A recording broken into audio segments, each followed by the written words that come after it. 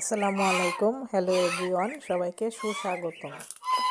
রাজহাঁসের বাচ্চা আর মা এবং বাবা রাজহাঁস নিয়ে ছেড়ে দিয়েছিলাম বাড়িতে।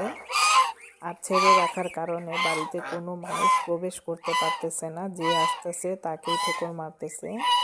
আজকে সকালবেলা আমার এক ফুফু আসছিল, তাকে ঠোকর মেরে পায়ের ভিতর রক্তাক্ত করে ফেলেছে।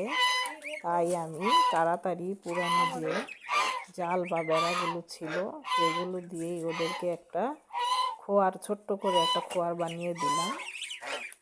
খোয়ারটা এখনও পরিষ্কার করা হয় নাই, ঝাড়ু দেওয়া হয় নাই, এর ভেতরেই ঢুকিয়ে রেখেছি। কিছু ব্রোকলি ডাটা ছোটো ছোটো কুচি কুচি করে কেটে দিয়েছি, সেগুলো খাচ্ছে এবং খাবারও দেওয়া হচ্ছে। খাবার বলতে ওদেরকে যে বাচ্চাদের যে খাবারগুলো আছে সেগুলো, আর বড়গুলোকে ভাত, কুড়া, ভুসি সেগুলোই দিচ্ছি। ওরা মিলেমিশেই খাচ্ছে। বিকালবেলা ছাড়বো ঘাস খাওয়ার জন্য, কিন্তু দিনের বেলা এখন থেকে ওদেরকে বন্দি রাখতে হবে আর মাঝে মাঝে ছেড়ে ঘাস খাইয়ে আনতে হবে। পাশাপাশি সুষম খাদ্য যেটা বাড়িতে দেওয়া যায় সেটা দেব।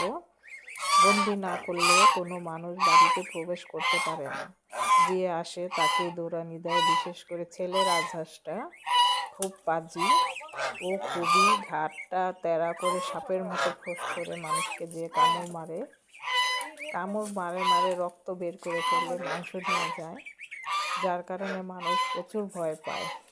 আর এই কারণেই অতি দ্রুত তাড়াতাড়ি আমি এই খোয়ারটা বানিয়ে দিলাম কষ্ট করে।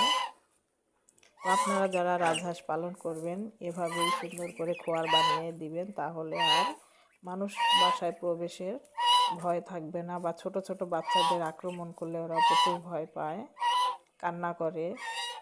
তাই এই ব্যবস্থাটা আপনাদের যারা রাজহাঁস পালন করেন সবাই করবেন, তাহলে খুব সুন্দর হবে।